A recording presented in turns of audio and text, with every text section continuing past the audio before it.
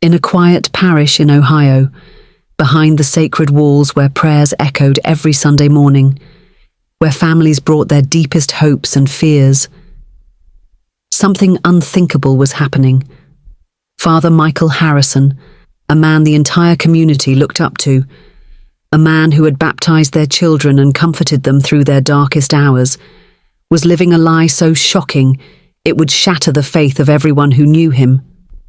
Two young sisters, Sarah and Emily Thompson, devoted their entire lives to serving God in the local convent, believing they were safe, protected by their faith and the sacred vows that surrounded them. But trust, even in the holiest of places, can become a weapon, and the very man meant to guide their souls would become their greatest source of pain. This is the true story of betrayal, manipulation, and the courage it took to finally speak the truth. A story that will make you question everything you thought you knew about sacred trust. Before we continue with this shocking revelation, let us know in the comments where you're watching from. We'd love to hear from you, and if you're new here, click on the subscribe button so you never miss any of our upcoming videos. Father Michael Harrison had been the cornerstone of St. Mary's Parish for over 15 years. At 52 years old, he was the kind of priest parents felt comfortable leaving their children with. His sermons were powerful. His counsel was sought by everyone from teenage girls struggling with doubt to elderly widows grieving their husbands. The man had an almost magnetic presence. When he spoke, people listened. When he offered guidance, families followed without question. His reputation extended far beyond the church walls. The local newspaper had featured him twice for his community service work, and the mayor often called on him to speak at civic events. Father Harrison wasn't just a priest. He was a pillar of the entire community, a man whose word carried the weight of divine authority. The Thompson sisters had arrived at the convent 3 years earlier, fresh-faced and full of hope. Sarah, 24, was the older of the two, a quiet, thoughtful young woman who had always felt called to religious life. She had given up a promising career as a teacher to follow what she believed was God's plan for her life. Her sister Emily, just 22, had followed Sarah's example, inspired by her older sister's devotion and certainty. Both sisters came from a deeply religious family in Kansas, where their parents had raised them to see religious service as the highest calling. Their mother had cried tears of joy when both daughters announced their decision to enter religious life. Their father, a deacon in their home parish, had never been prouder. The convent of St. Mary's was supposed to be their sanctuary. Built in 1923, the brick building housed 12 sisters who dedicated their lives to prayer, community service, and spiritual growth. The daily routine was structured and peaceful. Morning prayers at 6, breakfast together in silence, followed by individual work assignments that ranged from teaching at the local Catholic school to caring for elderly parishioners. The evenings were spent in communal prayer and reflection. It was exactly the life both Sarah and Emily had dreamed of, a life of purpose, service, and closeness to God. Mother Superior Catherine, a woman in her 70s who had run the convent for over 2 decades, had welcomed the Thompson sisters with open arms, seeing in them the dedication and purity of heart she valued above all else. It started so gradually that neither sister recognized the danger. Father Harrison began requesting private spiritual counseling sessions with both Sarah and Emily, claiming that young sisters needed extra guidance to strengthen their faith. These meetings, initially held in his office during daylight hours, seemed perfectly normal. Other sisters had similar sessions with him, and Mother Superior had approved them as part of their spiritual development. Father Harrison was charming and attentive during these early meetings, asking about their prayer life, their struggles with homesickness, their questions about their calling. He seemed genuinely interested in their spiritual growth, offering books to read and prayers to memorize. But slowly, almost imperceptibly, the tone began to change. The meetings moved from his office to a small private chapel in the basement of the church, a place where they were unlikely to be interrupted. Father Harrison explained that the quiet, sacred space would help them focus better on their spiritual journey. The conversations began to shift from purely religious topics to more personal ones. He asked about their lives before the convent, their relationships with their family, their fears and insecurities. At first, both sisters felt honoured by his interest. Here was this respected man of God taking such personal care in their spiritual development. The manipulation was masterful in its subtlety. Father Harrison began telling them that they were special, different from the other sisters. He claimed that God had revealed to him that Sarah and Emily had been chosen for a higher purpose, a deeper level of spiritual understanding that required complete trust and obedience. He told them that their spiritual journey would involve tests that others couldn't understand, experiences that might seem strange but were actually expressions of divine love. He quoted scripture about surrendering completely to God's will, about the importance of absolute obedience to spiritual authority. The sisters, raised to respect religious hierarchy and taught to see doubt as a weakness of faith, began to accept his words as truth. The physical boundaries started to dissolve during what Father Harrison called spiritual healing sessions. He told the sisters that physical touch was a conduit for divine grace, that through his blessed hands, God could heal their spiritual wounds and purify their souls. What began as hands placed on their shoulders during prayer gradually became more invasive, more inappropriate. But each violation was wrapped in religious language, presented as a sacred ritual that only they were spiritually mature enough to understand. He convinced them that their discomfort was actually Satan trying to interfere with their spiritual growth, that true holiness required them to overcome their earthly resistance to God's will. The isolation was perhaps the most cruel aspect of his manipulation. Father Harrison convinced both sisters that their special relationship with God through him must remain secret. He told them that other people, even other religious sisters, wouldn't understand the advanced spiritual practices they were engaged in.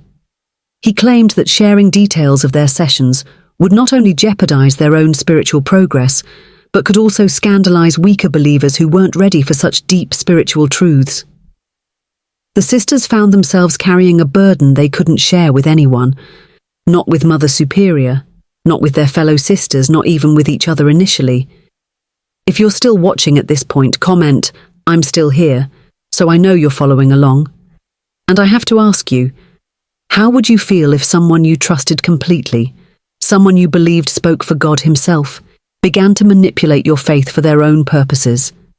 Can you imagine the confusion, the fear, the crushing weight of believing that your suffering was somehow holy? By the end of their second year at the convent, both Sarah and Emily were showing signs of severe emotional distress. Sarah, once cheerful and eager to participate in community activities, became withdrawn and anxious. She began experiencing panic attacks during communal prayers, especially when Father Harrison was present. Her appetite disappeared, and she lost nearly 20 pounds in 3 months.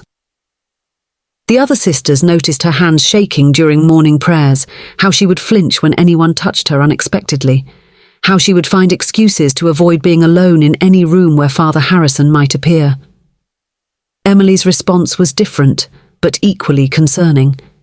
She became obsessively religious, spending hours beyond the required prayer time in the chapel, sometimes falling asleep kneeling on the cold stone floor. She began practicing extreme forms of penance that weren't part of their community's tradition. Fasting for days at a time, wearing a rough rope belt that left marks on her skin, staying awake all night in prayer. When other sisters expressed concern, Emily would claim that God was calling her to suffer for the sins of the world, that her pain was a gift that brought her closer to Christ's own suffering. Sister Margaret, a middle-aged woman who had been at the convent for over a decade, was the first to suspect something was seriously wrong. She had taken a protective interest in the Thompson sisters since their arrival, remembering her own difficult adjustment to religious life. One evening, she found Sarah crying in the convent garden, her body shaking with sobs so violent she could barely breathe. When Sister Margaret tried to comfort her, Sarah pulled away as if her touch was painful, mumbling something about not being worthy of kindness. That night, Sister Margaret prayed harder than she had in years, asking God to show her how to help these young women who were clearly in deep spiritual and emotional crisis. The breaking point came on a cold February evening. Emily had been summoned for one of her special sessions with Father Harrison, but unlike the previous times, she couldn't force herself to go. She sat in her small convent room, staring at the crucifix on her wall, and for the first time in months, she allowed herself to really think about what was happening to her. The doubts she had been pushing away, the questions she had been told were temptations from Satan, came flooding back. She realized that what was happening in those sessions had nothing to do with God, nothing to do with spiritual growth, nothing to do with holiness. It was wrong, deeply, fundamentally wrong. That night, Emily knocked on Sarah's door for the first time in over a year. The sisters had barely spoken to each other since the sessions began, both carrying shame that prevented them from reaching out to the one person who might understand. When Sarah opened the door and saw Emily's tear-stained face, she knew immediately why her sister had come. They held each other and cried for hours, finally sharing the burden they had each been carrying alone. In whispered voices they compared their experiences, realizing that Father Harrison had been manipulating them both in identical ways, using the same scripture verses, the same spiritual justifications, the same threats about what would happen if they ever told anyone. The sisters spent the next 3 days in agonizing prayer and discussion, trying to decide what to do. They were terrified of not being believed, scared that people would think they had somehow tempted this holy man or misunderstood his intentions. They worried about the scandal it would cause, about the damage to their parents' faith, about whether anyone would ever trust them again. But they also knew they couldn't continue living with the secret, couldn't pretend that what was happening was acceptable.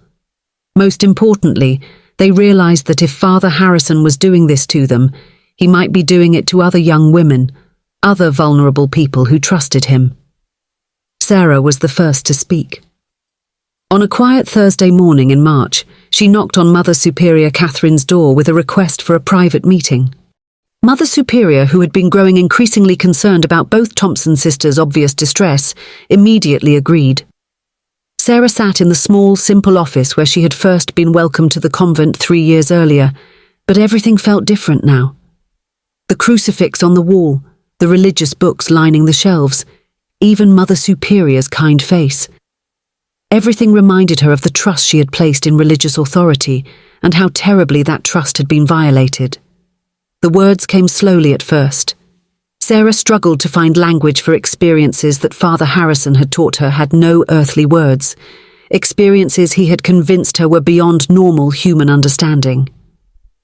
But as she continued talking, as Mother Superior's face grew pale with horror and disbelief, Sarah found strength she didn't know she possessed.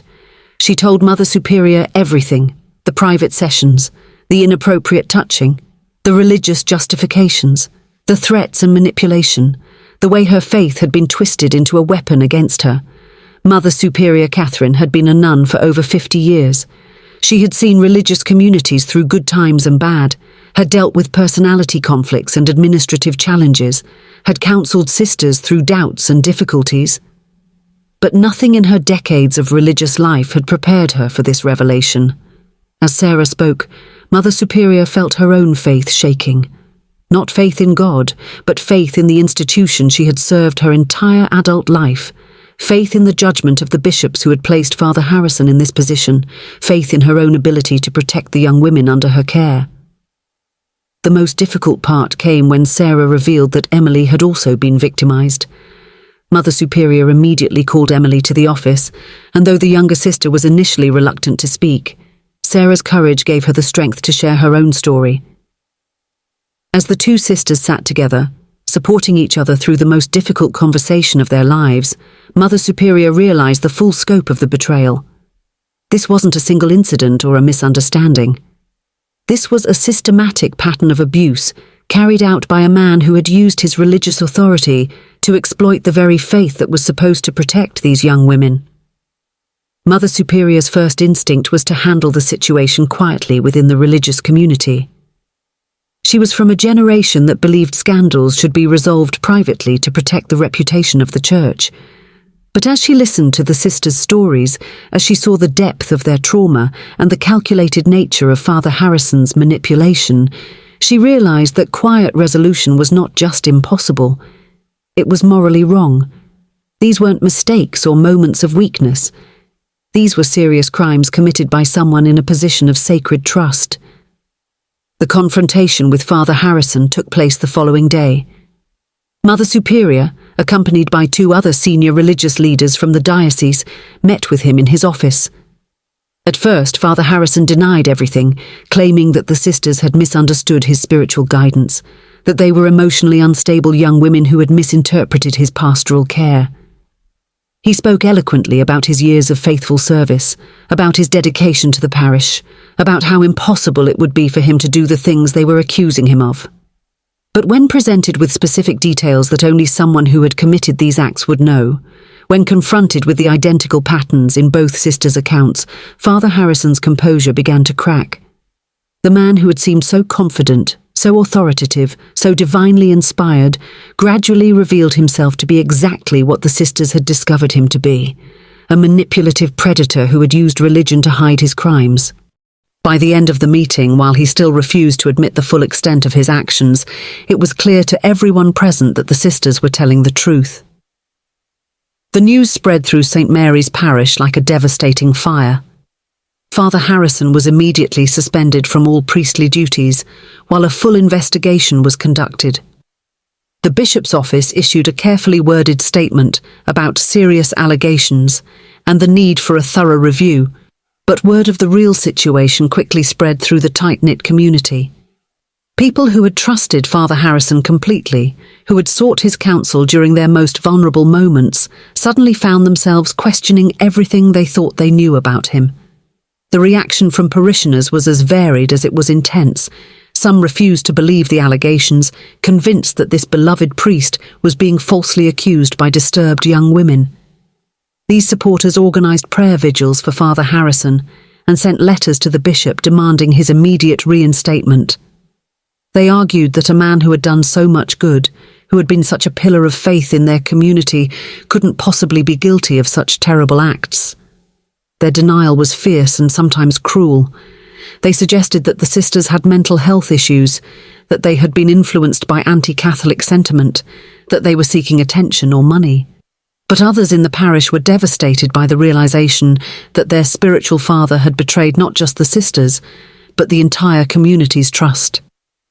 These parishioners found themselves looking back at their interactions with Father Harrison with new eyes, remembering moments that had seemed slightly odd at the time, comments that had made them uncomfortable, situations where his behavior hadn't quite felt right. Parents who had allowed their teenage daughters to have private counseling sessions with him were consumed by guilt and fear, wondering what might have happened to their own children. The Thompson sisters faced their own unique hell during this period. While some people supported them and praised their courage for speaking out, others treated them as if they were the criminals. They received anonymous letters calling them liars and attention seekers. Some parishioners crossed the street to avoid speaking to them.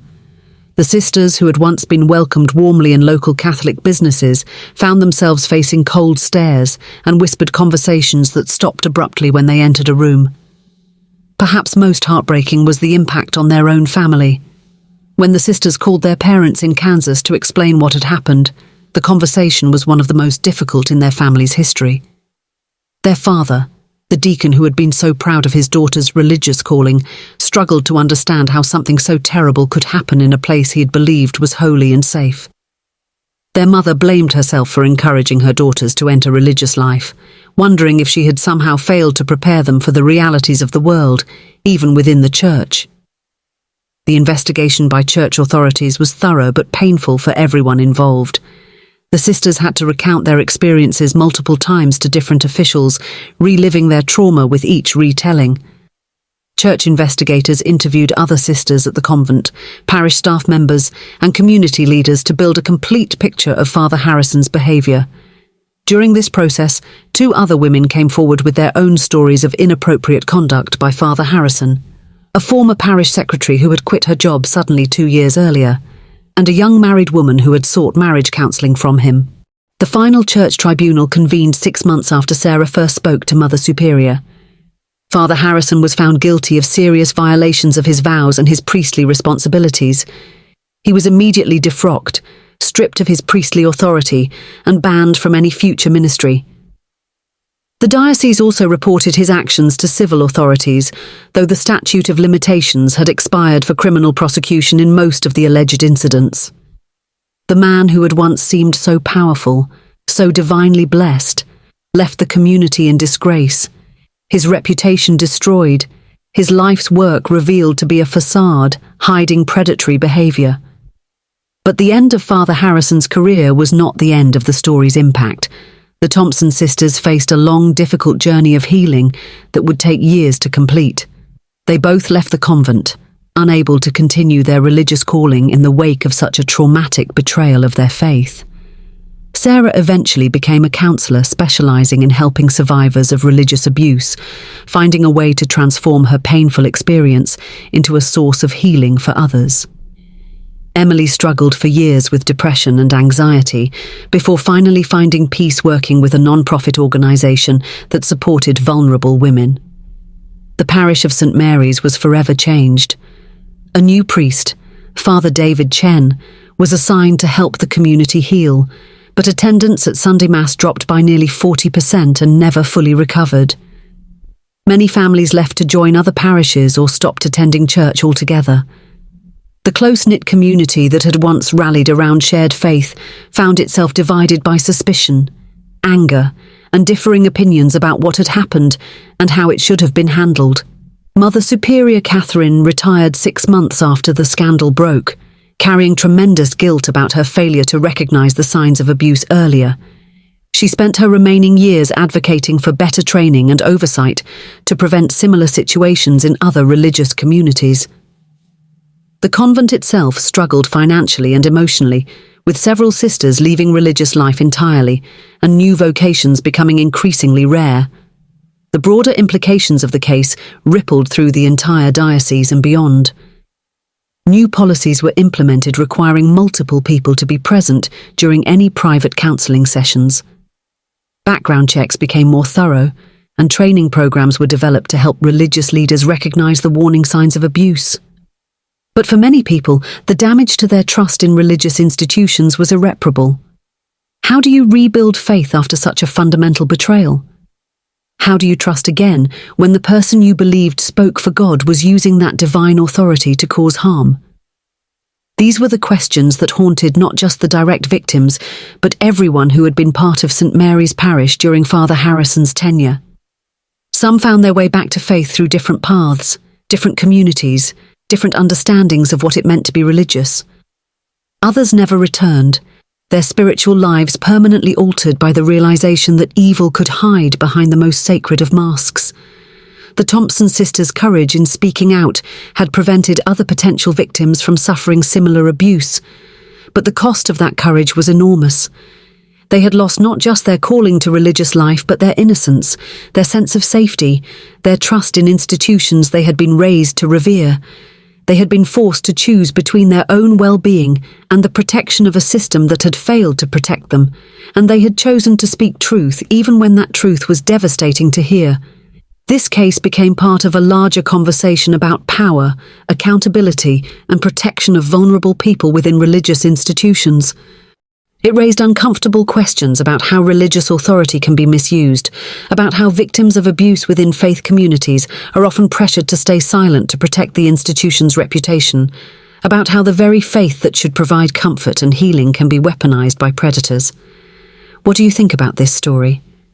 How would you feel if you had trusted someone completely, only to discover they had been manipulating and harming vulnerable people under the guise of spiritual guidance?